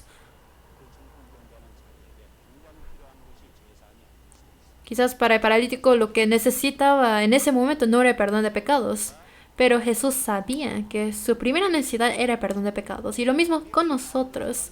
La gente ante nosotros puede ser pobres o puede tener varias necesidades carnales, ¿no? Pero, ¿qué es lo que más necesitan las personas ante Dios primeramente? Es el perdón de los pecados. Pero ellos desconocen cuáles son sus necesidades. Pero nosotros los salvos sabemos cuál es su necesidad. Por eso es que tratamos de primero resolver el perdón de sus pecados. Y esto fue lo que Jesús hizo. Y Jesús está mostrando qué es más importante y sabía cuál era más importante. Nosotros también de la misma manera actuamos. Hay personas que cuando van a países pobres dicen, hay que primero darles comida y no es correcto dar el evangelio primero, pero no es así. Lo que primero ellos en este momento necesitan, qué es lo que ellos desean en ese momento, quizás es material, visible, pero ante los ojos de Dios, sus almas necesitan primero el perdón de los pecados. Por eso es que a cualquier lugar a donde vamos, primero hay que predicarles el evangelio, primero hay que ayudarles a ser perdonados de sus pecados.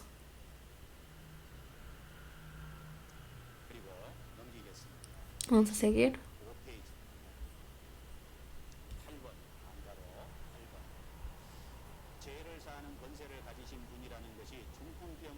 Por medio de sanar al paralítico fue manifestado que Él tiene poder de perdonar los pecados.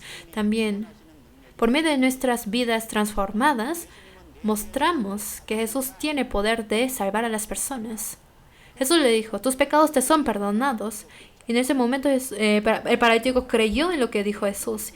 Entonces, a la vez de Jesús decirle, le dio el poder de creer. El paralítico fue perdonado de sus pecados, pero las demás personas no sabían qué significaba esto que Jesús le dijo, ¿no? La gente le decía, él siendo hombre, perdona los pecados como si fuera Dios. Y así le señalaba más bien a Jesús. Pero Jesús enseguida le dijo, levántate, toma tu lecho y vete a tu casa. Le sanó su enfermedad. Por medio de sanar su enfermedad, mostró que tiene el poder de perdonar los pecados. De la misma manera, nosotros también hemos recibido el perdón de nuestros pecados ante Dios, pero la gente del mundo desconoce cuál es el perdón de pecados que nosotros tenemos, pero nuestra vida transformada comprueba de que fuimos perdonados de los pecados. Entonces, si nuestra vida no ha cambiado, no podríamos dar a conocer a la gente del mundo que Dios ha perdonado nuestros pecados. Y luego el paralítico se levantó de su lecho. Dijo, levántate y anda.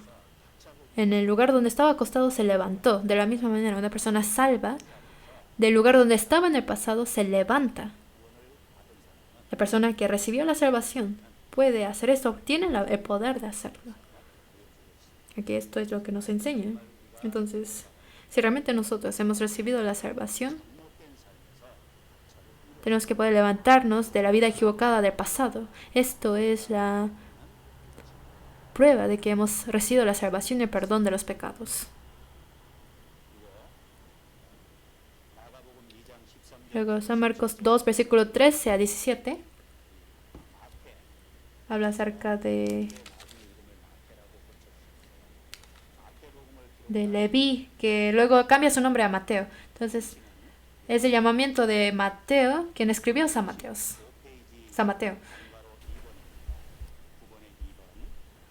para lo que es eterno, dejó lo que es carnal. En San Lucas 5, 27 y 28 dice: después de estas cosas salió y vio a un publicano llamado Levi sentado al banco de los tributos públicos y le dijo: sígueme. Y dejándolo todo, se levantó y le siguió. El sacrificio de Levi en ese momento fue algo grande, quizás, pero en la eternidad no fue un sacrificio. Si uno utiliza todo para el Señor, es como si desechara todo para el Señor, ¿no? Jim Elliot dijo: una vida que desecha lo que uno no puede tener para siempre y obtiene las cosas que nunca perderá, no es necia. Escuchen esta frase varias veces. El desechar lo que uno no puede tener para siempre y obtiene lo que sí se puede tener para siempre, lo que no perderá para siempre, no es una acción necia. Así es. Leví también estaba sentado al banco de los publicanos. Pero cuando Jesús le llamó, dejó todo lo que tenía y siguió a Jesús. Entonces, quizás en ese momento parecía algo muy grande, un gran sacrificio que hacía.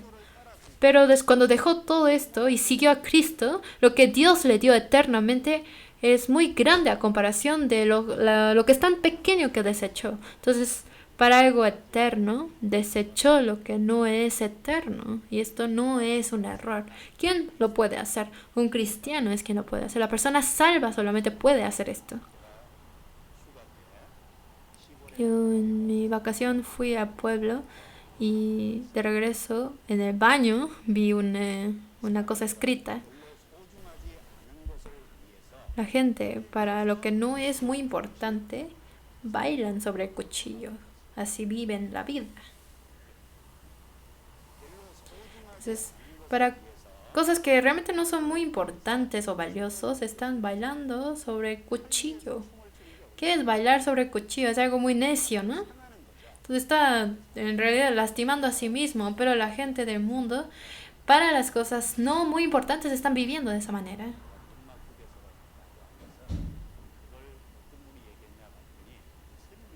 Lo dijo un monje. Entonces,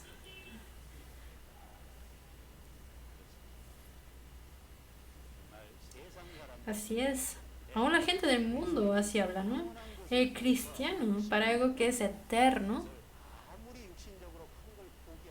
aunque ahora desecha lo que es carnal, aunque sea muy grande, pero no es una gran pérdida en realidad. Si es para algo eterno, porque en comparación de lo que es eterno, lo que es material es muy pequeño.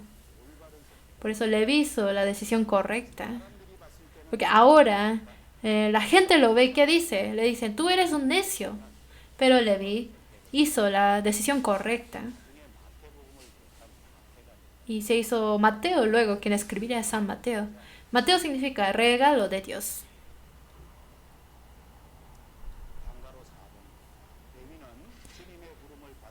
Después de ser llamado por Leví, hizo un banquete para Jesús en su casa.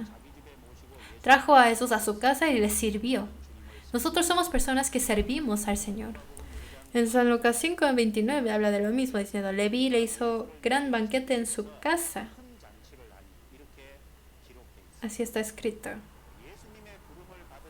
Después de ser llamado por Jesús, Leví recibió a Jesús en su casa e hizo un gran banquete. ¿Para quién? Para Jesús. La persona salva ya invita y trae a Jesús en su corazón y hace un banquete para Jesús. O sea, vive para la gloria de Jesús y viven para servir a Jesús. Y en la casa de Leví vinieron muchos publicanos, muchos pecadores. Porque después de que Leví fue llamado por Jesús, tenía el corazón de llamar y a servir a Jesús, pero también tenía el deseo de invitar a muchas personas que él conocía de su vida. ¿Por qué? Porque quiso dar a conocer acerca de Cristo a estas personas que él trajo a su casa. Y esto es el corazón del cristiano. A la vez de servir a Jesús, ¿por qué queremos guiar a muchas personas ante Jesús? Porque mi Jesús, que yo conozco, es tan valioso y porque sé que ellos también necesitan a Jesús, a quien yo conozco. Por eso quiero que ellos conozcan a Jesús y por eso llevamos a esas personas ante Jesús.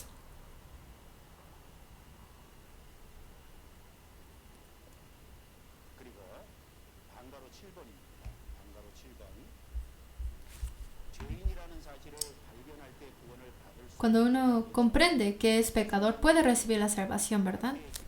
En la casa de Mateo, en casa de Leví, dijo, no he venido a llamar a los justos, sino a los pecadores. Para poder recibir la salvación, le tiene que ayudar a que comprenda que es pecador. Y por medio de varias maneras. Para que otras personas conozcan a Dios y para que conozcan, tienen que conocer que son pecadores para aceptar a Cristo. Entonces, ¿cómo podemos dar a conocer a otras personas que son pecadores? Hay varias maneras.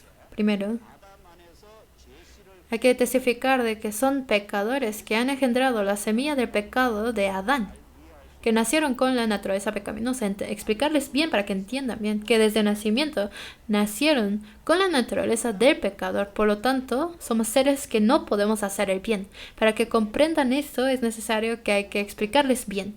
Segundo, el pecador es quien ha roto la ley de Dios. Entonces, hay que explicarle bien acerca de la ley de Dios y hacer que esas personas, explicarle sabiamente de que ha roto la ley de Dios.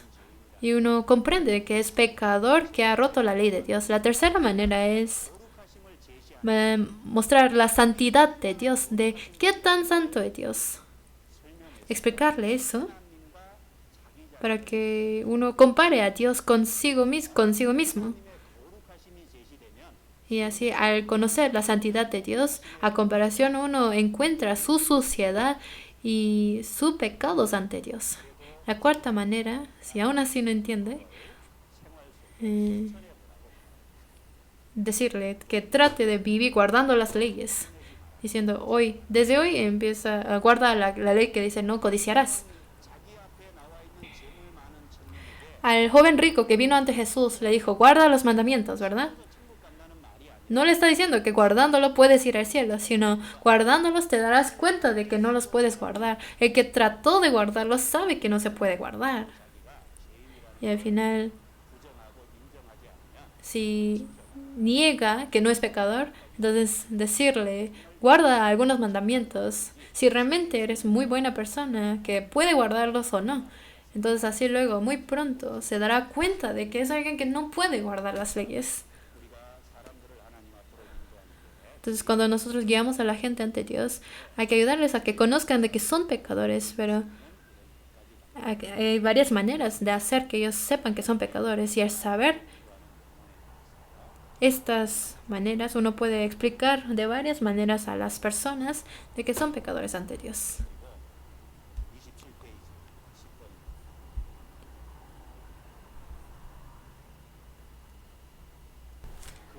Luego aparece la pregunta sobre el ayuno en San Marcos 2, 18 al 22. En el tiempo de Jesús, los discípulos de los fariseos y Juan Bautista ayunaban. Pero el ayuno de los fariseos y Juan Bautista es diferente. Por medio de los ayunos, los fariseos quieren manifestar sus buenas obras, pero los discípulos de Juan Bautista, su ayuno era de arrepentimiento, de lamentación por sus pecados. Entonces, ambos ayunaban, pero su motivo o su propósito del ayuno era diferente, ¿no? Jesús vino para traer buenas nuevas del Evangelio. Entonces en San Marcos 2:19, leemos juntos, dice, Jesús les dijo, ¿acaso pueden los que están en bodas ayunar mientras está con ellos el esposo? Entre tanto que tienen consigo el esposo, no pueden ayunar. Los discípulos de Juan Bautista, ¿por qué ayunaban? Porque predicaban el bautizo del arrepentimiento. Entonces, comprender y arrepentirse de sus pecados necesita lamentación y ayuno. Pero los discípulos de Jesús no tenían que ayunar porque están con el esposo. Jesús es quien trajo las buenas nuevas del Evangelio. Por lo tanto, si se arrepienten y creen en el Evangelio, se convierte en gozo. Por lo tanto, no tenían que arrepentirse. Pero en versículo 20 dice, vendrán días cuando el esposo les será quitado y entonces en aquellos días ayunarán. ¿Qué será quitado? ¿Qué quiere decir? Que cuando los discípulos están con Jesús no tienen que ayunar, pero cuando Jesús muere y resucita, hasta que resucita son 3 días, ¿verdad? Entonces les será quitado Jesús. Ahí es necesario que ayunen. Pero después de encontrar al Señor, después de que resucitó, estaban muy llenos de gozo y predicaron el Evangelio. Entonces, cuando Jesús resucitó y después de que encontraron a Jesús de resurrección, ya no tenían que ayunar por los pecados, ¿verdad? Pero dijo, vendrán días cuando el esposo les será quitado y entonces ayunarán. Nosotros también tenemos que pensar en el ayuno un poco. En nuestra vida, ¿cuándo es que ayunamos? El ayuno para nosotros no es alguna buena obra o para nosotros no es necesario ayunar antes de ser perdonado de sus pecados, por la lamentación de sus pecados, sino ¿cuándo tenemos que ayunar? Cuando sentimos que Dios está lejos, cuando dijo, cuando el esposo será quitado, ¿no? Cuando Cristo nunca es quitado de nosotros, pero a veces en nuestra vida sentimos que Cristo está muy lejos y no podemos sentir que Cristo está trabajando y sentimos que la gracia de Dios está lejos de nosotros. Cuando sentimos que estamos lejos de Dios, es cuando es necesario que ayunemos. ¿Por qué? Para que es necesario que clamemos a Dios más intensamente.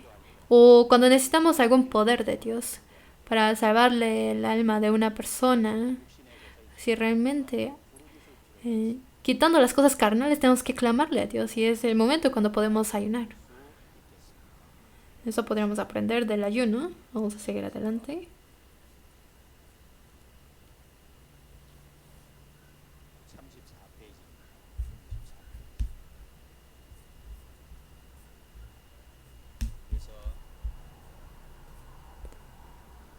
Entonces,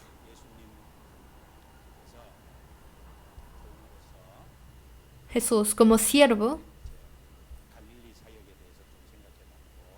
vimos en sus obras de Galilea y de San Marcos 3:13, habla de después de llamar a sus discípulos, empieza a entrenarlos. 3:13, voy a leer. Después subió al monte, llamó así a los que él quiso y vinieron a él y estableció a 12 para que estuviesen con él y para enviarlos a predicar y que tuviesen autoridad para sanar enfermedades y para echar fuera demonios. Esto es después de llamar a los discípulos, entrenarlos. Ya había llamado a los discípulos, pero aquí puso especialmente a 12 para ahora públicamente, oficialmente los puso. ¿Y por qué aparte los puso a los 12? Con algún propósito. Dijo, para que estuviesen con él. Para que estuviesen con el Señor. Los puso. Para tener comunión e intimidad con el Señor los puso. Tenemos que agradecer de que Dios pone a los salvos como sujeto de amistad. Y estando con Él, recibimos las enseñanzas del Señor y podemos recibir el entrenamiento del Señor. Si uno no está con alguien, no puede oír su voz, no puede recibir su enseñanza, no puede aprender de su vida, no puede seguirle. Nosotros por medio de la oración y la palabra, por medio de la comunión con el Señor, si no somos entrenados, no podríamos predicar y no podríamos recibir el poder que el Señor nos da. Pero como trabajadores de Dios, antes de salir al mundo, primero tenemos que pasar tiempo con Él. Una de las razones de por qué puso a los 12 discípulos era para que estuviesen con Él, para que tengan comunión, ¿verdad? El Señor, uno de los propósitos de por qué nos llamó es para estar con nosotros, porque nos pone como sujeto de comunión. Y esto es un gran gozo para nosotros, para tener comunión con nosotros nos llamó. Fiel es Dios, que nos hace tener comunión con el Señor. Entonces tenemos comunión con el Señor, con el Padre, con el Hijo. Con Jesucristo estamos. Es una comunión con Él. Si uno recibe la salvación, ya tiene la comunión con Dios. Y por medio de esta comunión cercana con el Señor, escucha la voz del Señor, es entrenado por el Señor, recibe sus enseñanzas y recibe sus ejemplos. Necesita llevar esta vida para poder salir al mundo para hacer las obras del Señor.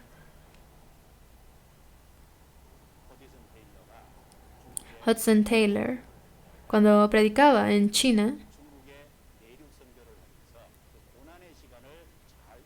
¿cómo pudo vencer ese tiempo de dificultad en su misión? Y su respuesta fue su relación y comunión cercana con Dios le hizo vencer estas dificultades. Cada mañana tuvo el tiempo de acercarse mucho a Dios y esto le permitió aguantar sus trabajos duros. Nosotros también cada día, para poder victoria, personalmente necesitamos tiempo para acercarnos a Dios.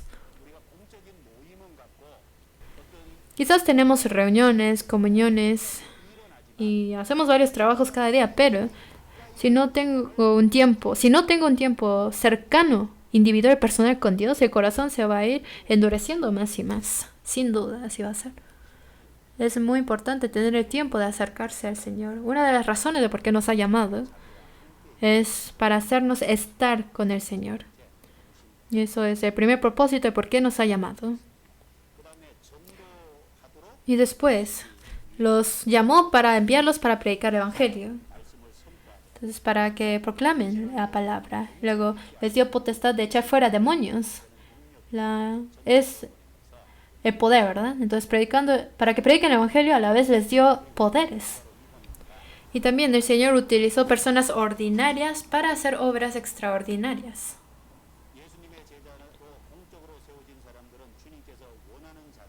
El Señor puso a quienes quiso como discípulos, pero ellos no eran personas muy especiales, sino eran personas normales. Y esas personas normales, cuando fueron agarrados en las manos de Dios, fueron utilizados para obras extraordinarias y gloriosas del Señor. Jesús puso a sus discípulos y les encargó el trabajo de predicar el Evangelio. Y no puso al ejército romano, no utilizó el poder del emperador romano. No utilizó el poder del rey Herodes de Israel.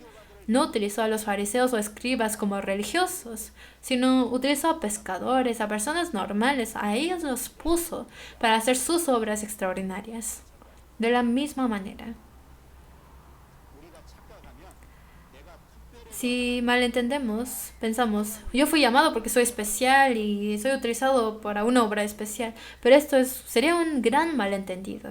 Pero no fuimos salvos porque somos especiales, sino Dios nos salvó cuando éramos pecadores y así nos levantó cuando éramos pecadores para las obras del Señor. Sígueme para que los haga pescadores de hombres. Nos hizo ser utilizados para su gloriosa obra del Señor. No porque seamos personas especiales. Soy lo que soy por la gracia del Señor. Solamente por la gracia del Señor fue posible. Por eso utilizó a Pedro, que era muy normal. Lo hizo una piedra. Pedro era un hombre muy apresurado, ¿verdad? Pero lo hizo una piedra. Luego dijo, hijos del trueno, Jacobo y Juan. A Jacobo y Juan los dijo, hijos del trueno. Jacobo y Juan tenían mucha avaricia. Dijeron que cuando Jesús se hiciera rey en Jerusalén, los pusiera a su derecha y su izquierda. Ellos tenían avaricia de poder. Pero llamó a Jacobo y a Juan y los hizo hijos del trueno. Pero hay que tener precaución. También existe Judas Iscariote que entregó a Jesús. Judas, de los 12 discípulos, tenía las mejores condiciones carnales, podríamos decir. Era muy inteligente. Era brillante en los cálculos y cosas así. Cuando María quebró el alabastro de perfume, calculó rápidamente que era un valor de 300 denarios, que vendiéndolo lo podía haber dado a muchas personas. Muy rápidamente calculó todo esto, ¿no? Entonces, como calculaba bien, le entregaba el monedero, ¿no? Entonces era inteligente de entre ellos. Y aunque tenía buenas condiciones, pero por su avaricia, abandonó al Señor. ¿Y por qué habrá puesto a una persona así? Para nuestro ejemplo. Porque pueden haber personas así otra vez. Por eso, para que sea de ejemplo para nosotros, como una enseñanza, puso a Judas Iscariote también.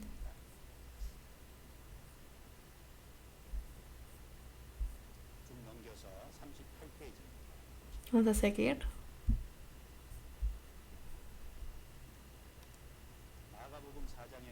En San Marcos 4 habla de dos parábolas importantes. De las cosas que Jesús hizo en la Biblia, hay dos cosas muy básicas y muy principales en parábolas. Uno es la parábola de que echa semilla y la otra es del crecimiento. Estas dos parábolas son las parábolas nucleares que hizo Jesús. Hay que entender bien estas dos parábolas para entender bien a las demás parábolas. En San Marcos 4, versículo 13, aparece la parábola del hombre que echa la semilla. Les dijo, ¿no sabéis de esta parábola? ¿Cómo pues entenderéis todas las parábolas? Si no conocen esta parábola, ¿cómo podrán entender las demás parábolas? O sea, es una parábola muy básica. Entonces, de la parábola del sembrador, aparece la semilla, el campo. La semilla y el campo, la tierra es muy importante. La semilla es la palabra del Señor. Y el campo es el corazón de la persona. Como hay diferentes tipos de campos, también hay diferentes posturas del corazón del hombre. La parábola del sembrador habla acerca de la salvación y también la vida cristiana. Acerca de la cuestión de la salvación y también de la vida cristiana, de cómo dar frutos y todo esto. Entonces aparecen 4 tipos de tierras. El que es, su corazón es junto al camino. Junto al camino es duro, ¿verdad? Entonces al echar la semilla no entrará la semilla. Vienen las aves y comen las semillas. O sea que sí se echó la semilla, pero viene Satanás y le quita la palabra. ¿Quién es la persona que, aunque se echa la semilla, en su corazón no acepta? Es un corazón duro, que tiene avaricia, un corazón duro, un corazón soberbio, un corazón más pervertido y engañoso que todas las cosas. Un corazón así es un corazón duro. Y si se echa la semilla, si se echa la palabra de Dios en ese corazón, no entra en esa persona. Si primero no ara ese corazón, no podrá entrar la palabra en ese corazón. Y hay quienes tienen pedregales en su corazón. En San Lucas 8:13 dijo que está sobre piedras. Característica de las pedregales es abajo hay grandes piedras y arriba una capa delgada de tierras. Entonces como de arriba no se ve la piedra, parece que es tierra y pueden pensar que es buena tierra, pero debajo hay grandes piedras. Como dice en San Lucas, grandes piedras debajo. Entonces cuando sale el sol ya se seca y se muere. ¿A qué se refiere? Pedregales. Son las personas que se aferran a su manera de vivir, que es su piedra. Por su filosofía o sus costumbres es su piedra y está muy enterrado en sus corazones. O su ateísmo, evolucionismo es una gran piedra en su corazón. O la gente que quieren estar modernos también puede ser su piedra. O sus caprichos o sus pecados que se aferran son sus grandes piedras en su corazón. Y personas así, por fuera parece que tienen suave tierra. Entonces quizás se ven suaves, humildes y mansos, pero en realidad son totalmente diferentes. Aunque escucharon la palabra del Evangelio y les gustó y se gozaron, pero no tuvieron el arrepentimiento fundamental. Por eso pronto se manifiesta que fue falso. Como dice, están siempre aprendiendo y nunca pueden llegar al conocimiento de la verdad. Porque tienen piedras. Por eso no pueden recibir la salvación. Entonces, por su manera de pensar o sus ideas, son sus grandes piedras. Está debajo de la piedra, de las tierras. Y mientras no sacan esas piedras, no podrán recibir la salvación. Y quien ha recibido la salvación, ¿por qué no puede crecer espiritualmente? Porque después de recibir la salvación, tiene que desechar los valores y pensamientos que no están conforme a la voluntad de Dios. Pero aunque uno es salvo, todavía se aferra a sus valores y a sus pensamientos y los deja. Y una persona así tampoco podrá crecer correctamente espiritualmente ante Dios. No podrá dar frutos si vive así. Pero quizás dentro de nosotros tenemos piedras. Quizás algo que no va conforme a la palabra de Dios. Entonces si tenemos esas piedras, hay que quebrar esas piedras para poder dar frutos. Y existe el corazón que es como los espinos, que son las tentaciones del mundo, del pecado, las preocupaciones, como Judas Iscariote o el joven rico, personas así, que por las riquezas no pudieron aceptar el evangelio. El joven rico, ¿se acuerdan? Y luego aparece la buena tierra, el que tiene la segura fe y arrepentimiento del pecado ante Dios. Por medio de la obra del Espíritu Santo tiene un corazón humilde, un corazón que conoce sus errores, que conoce la vanidad del mundo y quiere resolver el problema de su alma. Es una buena tierra. Entonces, con un buen corazón, escucha la palabra de Dios y guardando la palabra, su corazón cuida por sí mismo. Hay que cuidarlo para que no demos lugar a Satanás. Y hay que guardar la santidad de su corazón. Hay que guardar el corazón para que las cosas mundanas no entren en su corazón. Y por medio de tener paciencia, dar frutos. Para poder dar frutos se necesita tener paciencia.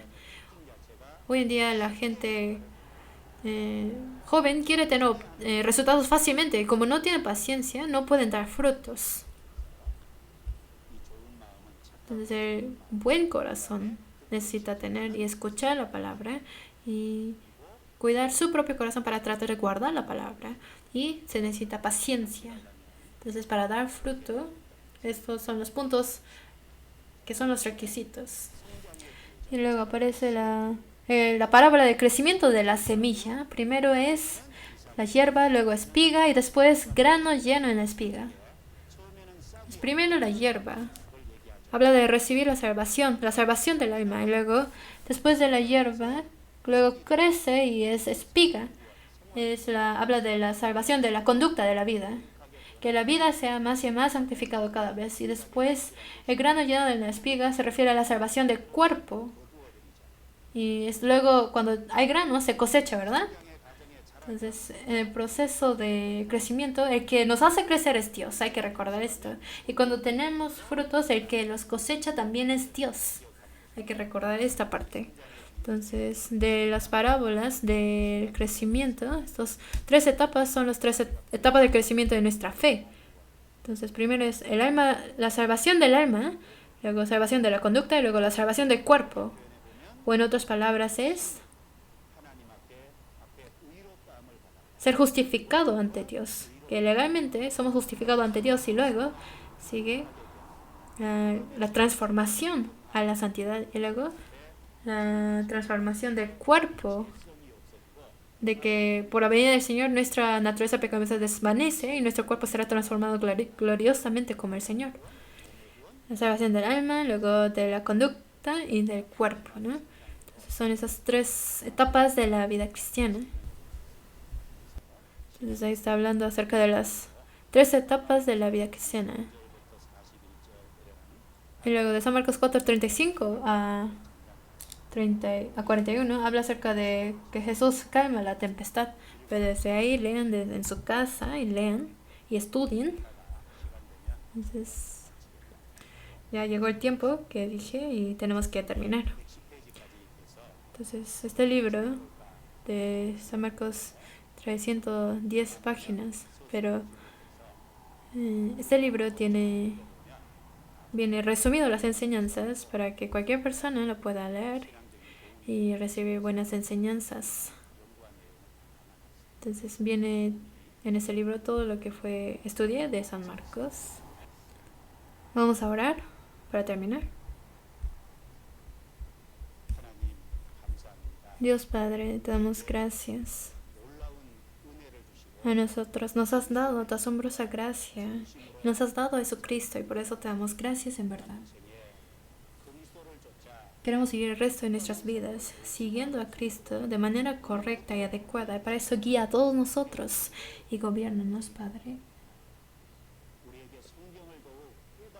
Ayúdanos a comprender más de la Biblia y a conocer más de la voluntad de Dios en nuestras vidas para obedecerla y a vivir correctamente. Ayúdanos.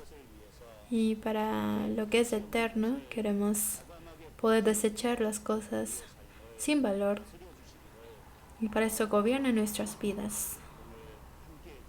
Gracias por haber estado con nosotros el día de hoy, por darnos nuestras enseñanzas. Queremos vivir el resto de nuestras vidas bajo tu guianza. Gobiérnanos. Ayúdanos a tomar parte activamente para la predicación del Evangelio en todo el mundo, para que al estar ante ti seamos sin vergüenza. Y para esto guíanos. Confiamos todo en tus manos, Señor, y oramos en el nombre del Señor Jesucristo que nos salvó. Amén.